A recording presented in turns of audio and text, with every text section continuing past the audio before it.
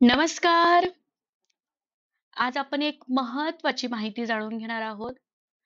ती सर्वांना माहिती तर आहे, पण आपल्याला माहीत असून आपण काही गोष्टी करत नाहीत, तशातलंच काही हे पण. शाडू मातीचे गणपती. गणपती बाप्पा आपल्या सगळ्यांचा लाडका. आपण त्यांना घराघरात आणतो, फुलं अर्पण करतो, आरत्या गातो आणि 10 दिवस त्यांची मनोभावे पूजा देखील करतो. पण एकदा विसर्जन झालं, की त्या मूर्तीचं काय होतं, याचा आपण कधी विचार करतो का? केलाय कधी विचार? नसेलच.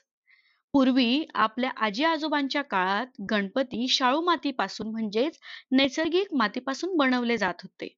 ते पाण्यात सहज विरघळायचे आणि पुन्हा निसर्गात मिसळायचे. म्हणून गणपती आला, गणपती गेला आणि निसर्गातही उत्सव संपला, ही खरी परंपरा होती. पण आज काय होतंय? कोणी विचार केलाय याचा? आज मात्र आपल्याकडे अनेकदा प्लास्टर ऑफ पॅरिसच्या किंवा रसायनांनी रंगवलेल्या मूर्त्या येतात.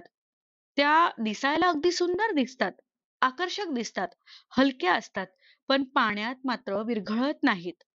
त्यामुळे नदी, तलाव आणि समुद्र प्रदूषित होतात.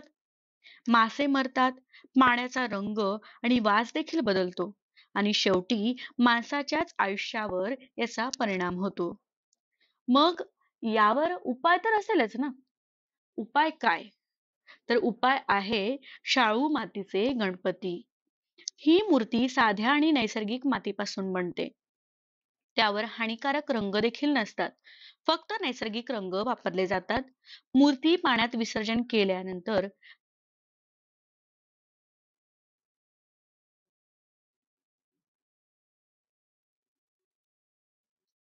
शाळू मातीचा गणपती बनवण्याचा आनंद हा वेगळाच आहे. लहान मुलं आई-बाबांसोबत मूर्ती घडवतात, हात मातीने माखतात आणि त्यातून एक आपुलकी देखील निर्माण होते. त्या मूर्तीवर प्रत्येकाच्या हाताचा ठसा असतो आणि बाप्पाशी नातं आणखी घट्ट होतं. सगळ्यात सुंदर क्षण म्हणजे विसर्जन. घरच्या घरी एका तांब्यात, बादलीत किंवा छोट्याशा तलावात गणपती विरघळतो. त्या पाण्याचा उपयोग नंतर झाडांना देखील करता येतो. म्हणजे बाप्पा निसर्गात मिसळतात आणि नव्या जीवाला जन्म देतात. हा संदेश किती सुंदर आहे बघा ना. निसर्गाची काळजी घ्या कारण निसर्ग आपल्याला जगवतो. आपण मोठ्या थाटामाटात उत्सव साजरा करतो, पण खरी सेवा म्हणजे पर्यावरणाचं रक्षण करणं. गणपती बाप्पाला आपण मोदक, फुलं, आरत्या अर्पण करतोच. पण जर आपण त्यांच्यासाठी शाडू मातीची मूर्ती निवडली, तर तोच सर्वात मोठा प्रसाद असेल निसर्गाला दिलेला. आणि मला वाटतं याने बाप्पा देखील खुश होतील. मित्रांनो, मग यावर्षी गणपती बाप्पा घरी आणताना एक छोटासा निर्णय घ्या. शाडू मातीचे बाप्पा घरी आणा. तुमच्या श्रद्धेलाही न्याय द्या आणि पर्यावरणालाही आधार द्या. कारण गणपती बाप्पा फक्त आपल्या घरात नाही, तर प्रत्येक नदीत, प्रत्येक झाडात आणि प्रत्येक जीवामध्ये आहेत.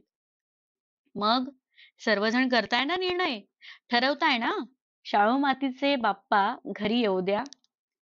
गणपती बाप्पा मोरया. मंगलमूर्ती मोरया.